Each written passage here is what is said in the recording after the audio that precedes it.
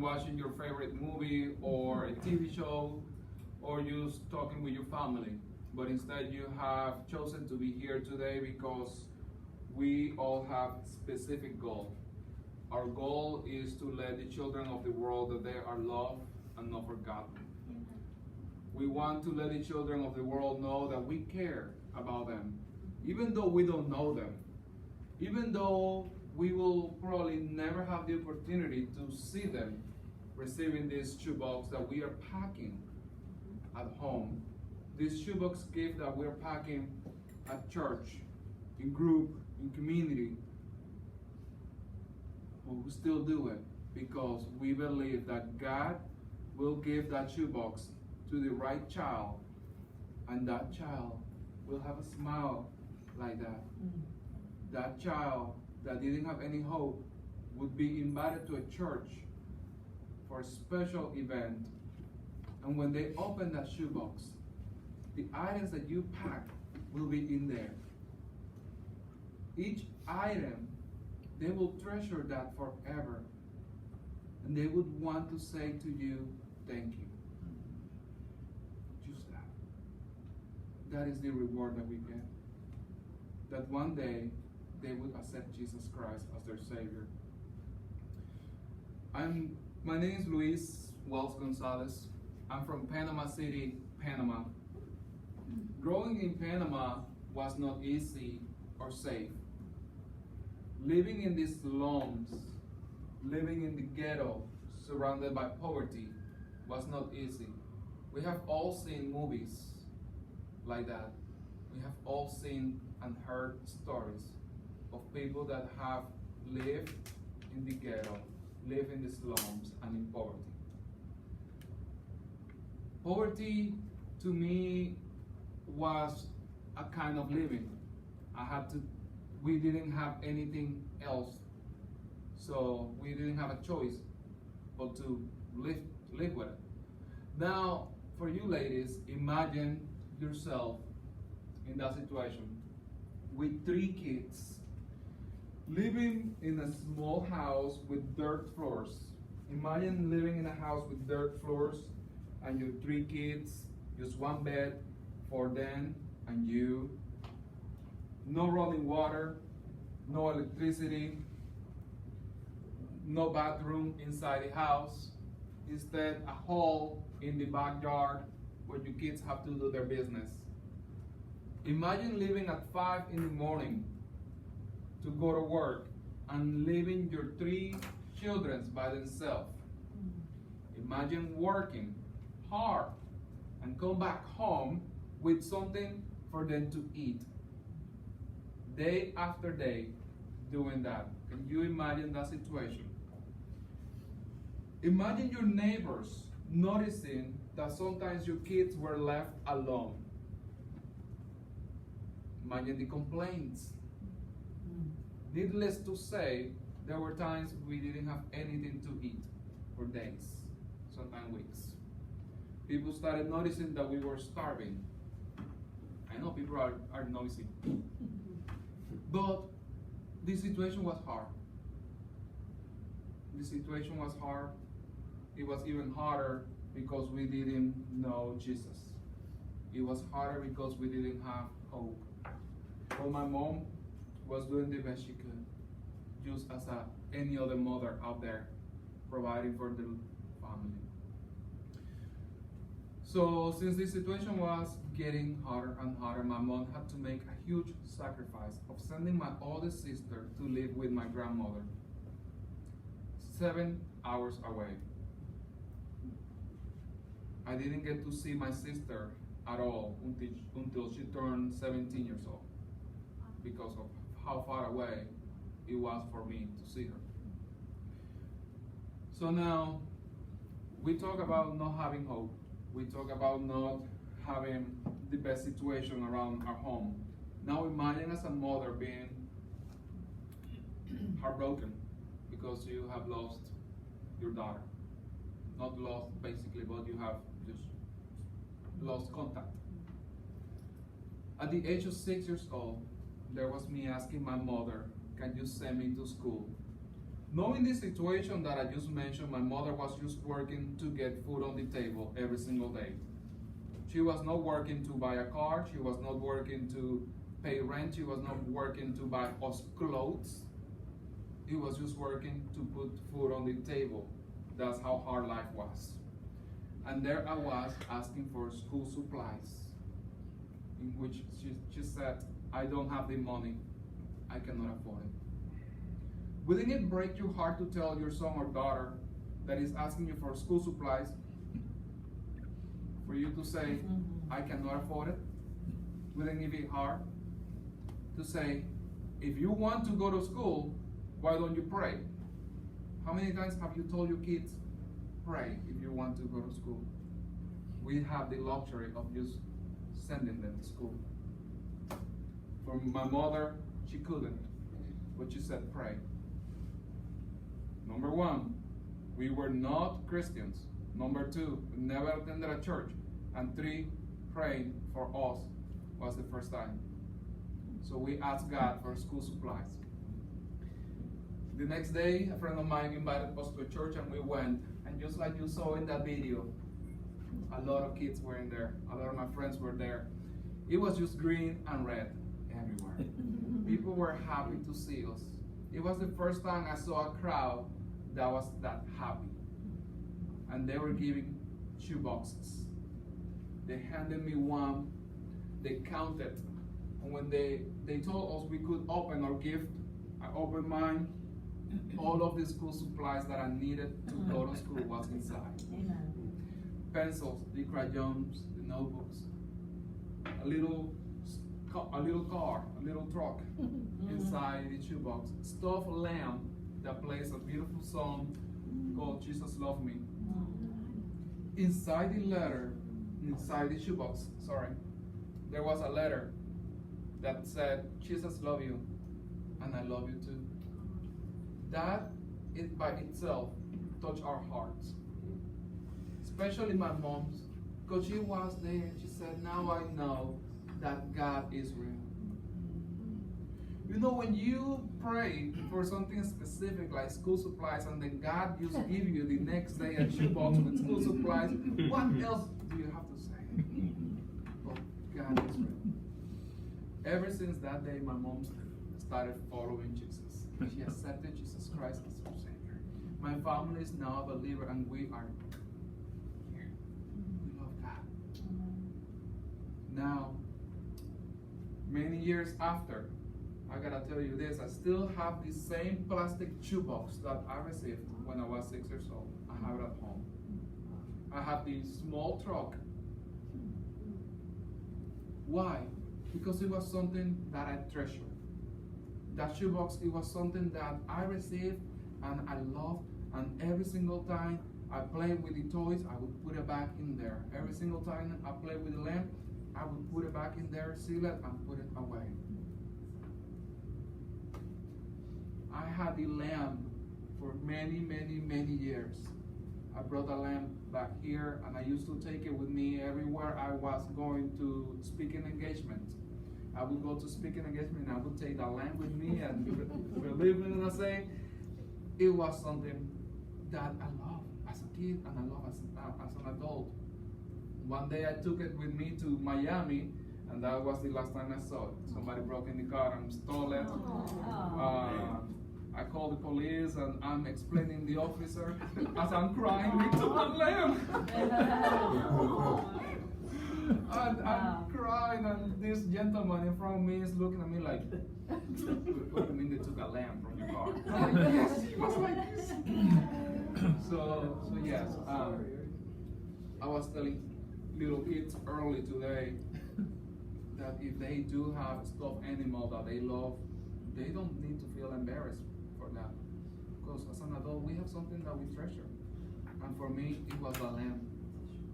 As an adult, you don't need to feel embarrassed because you love a certain toy that you had as a kid. That's what something that brings you back and give you that memory. So as we saw in that video as well, a lot of kids were happy when they opened those shoe boxes. And every time I look at that box that I have at home, it brings me back to that time when I receive hope. It brings me back to that time when I received those school supplies. I need to tell you this. Any item that you put in that shoebox is important.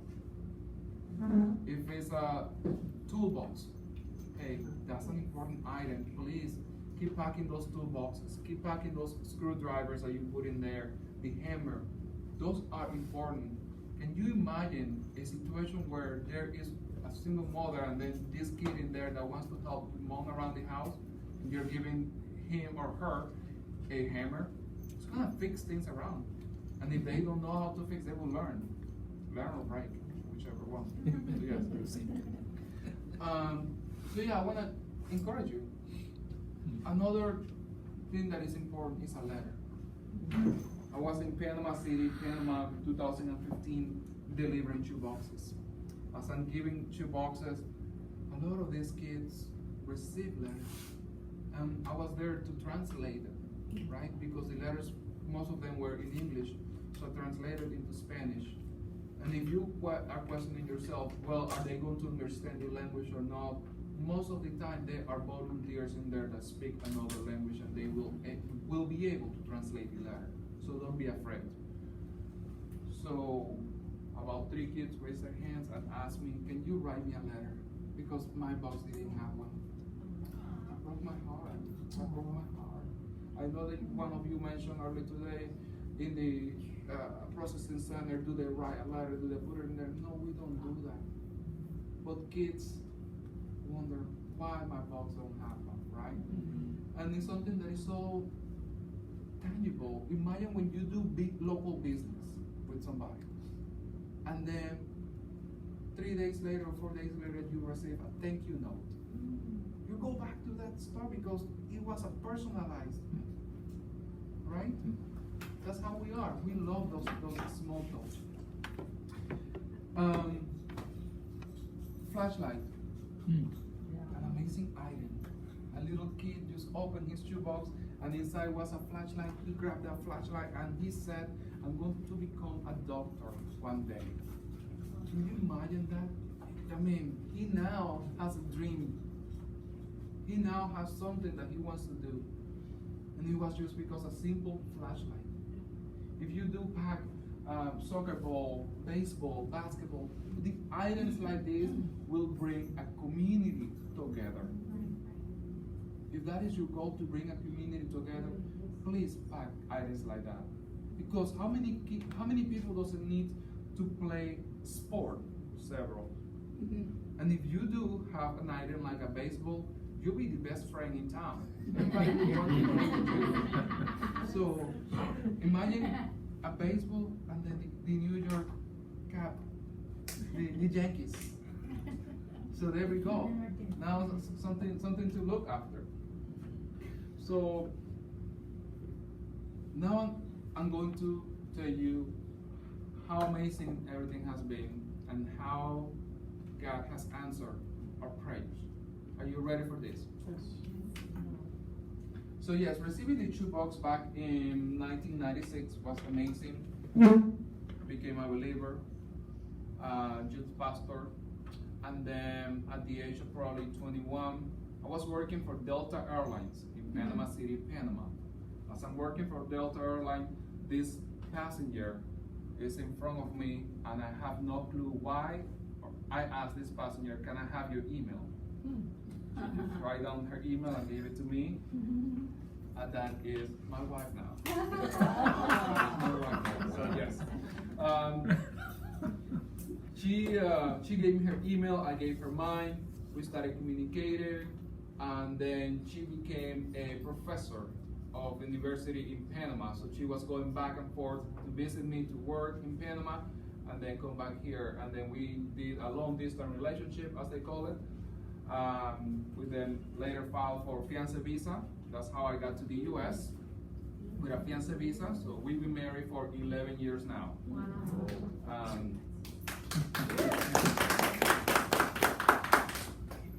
So yeah, that's how I got here in the US. In probably 2013, we were going to a church And as I am going to the church, stepping out of the car, as soon as I step out of the car, I see red and green everywhere. This is a massive church. This church holds about 7,000 to 8,000 people. It's a massive church. And I see people just going from their car to the church like this. My heart started beating so fast. I said, ma'am, are you the person that gave me my shoebox? They looked at me. So they don't know what I'm talking about, right?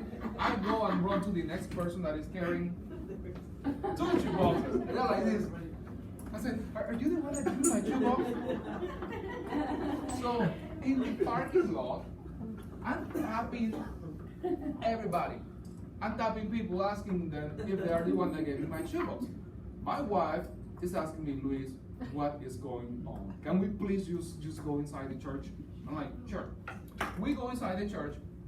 I'm looking still at red and green everywhere. There is a cross built out of shoeboxes. There is a house built out of shoeboxes. There are stuffed animals everywhere. People are packing shoeboxes. It's amazing, right? So, anyways, I'm just feeling like I'm in heaven. So, go inside the church, sitting down, listening to the sermon, and then the pastor said, everyone, please grab the shoebox that is under your chair. Everybody grabs his shoebox. I have a shoebox on my hand that day.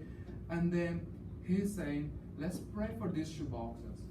A child is going to receive these shoeboxes. And so there are about 3,000 or 4,000 shoeboxes. Because, so everybody's praying for these shoeboxes. And then the pastor says, I need to tell you guys that tomorrow I'll be going to a distribution that is taking place in Panama City, Panama. I'm like, how is this possible?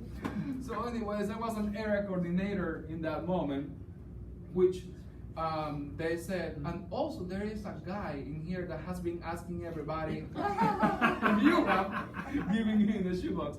So I got in touch with the church, and the area coordinator passed my information to Samaritan's Purse. Samaritan's Purse back in 2014 called me, and we had a good conversation then, and I've been serving in this ministry ever since then, ever since 2014, to tell people thank you, basically. Thank you for the gift that you gave me one day when I needed it. Thank you for the hope that you gave me when I was desperate. Thank you for showing me light when I was in the shadows. And you did that. You all did that. Each and everybody of you have changed and transformed the life of many children. I don't know if you started packing shoe boxes 30 years ago, 25 years ago, or you just started this year. But you have changed the life of many children. That's how amazing God is. That I got this when I was 6, and now I became a full circle to tell you about the impact that this shoebox gift have. And it's not because a box. It's not because of the items that we put in there. It's not because of the letters that we put in there. It's this. It's all about this. Our prayers. We are trusting God to put this in the right hands. We're trusting God that through these churches will be planted. Kids will receive discipleship. Through this, we're able to go and evangelize. Through that, we're able to make what? Disciples. Who does that? It's an idea that God gave us. It's an idea that God gave us. And we're taking advantage of that idea. We're taking advantage of that. Friends that were with me in 1996 that received shoe boxes, they became teachers of the greatest journey. They're still teaching the greatest journey. For some of you that don't know about this, kids are invited to come back to the church for a 12-week lesson where they learn about Jesus. They learn about forgiveness. They learn about love. they get to go back home and tell their parents, Mom, I learned that God created, what we see? And they get to go back home and recite Bibles. So amazing things happen. And then some of these kids get to graduate, and when they graduate, they get to invite family members to the church. When they say, Grandma, I'm going to graduate, don't you think Grandma is going to come? Daddy, I'm going to graduate, don't you think they're going to come? They will come, and that is when the pastors and the church says, you know what, this is the time. And that's happening, multiplication. That's amazing. Guys, again, if you have somebody that you want to introduce this ministry to, please do it. Talk to your friends. Talk to your coworkers. Don't be afraid to go into a bank. I'm going to tell you like this. Don't be afraid to go into a bank and say, hey, I'm collecting pencils for a project called Operation Christmas Child. Would you like to donate 500 pencils? 1,000 pencils? Hey, they would give it to you. Don't be afraid to go into a business and ask them, I am packing shoe boxes. We are doing this. I would like school supplies. I would like X, Y, and Z. What is the worst thing they're going to say? No. That's it. Don't be afraid. Guess what? I work at a bank. If somebody comes and say, hey, I want to pack 2 boxes, guess what I will do? I would put the Operation Christmas Child logo right there on the door and say, hey, this gentleman is packing 2 boxes and is hosting it. So, hey, let's help him. So a lot of business will definitely help you. So, yes, I'm giving you an idea. So take notes on that one. Take notes on that one. So, again, now I live in Louisville, Kentucky, that's where I got my southern accent from.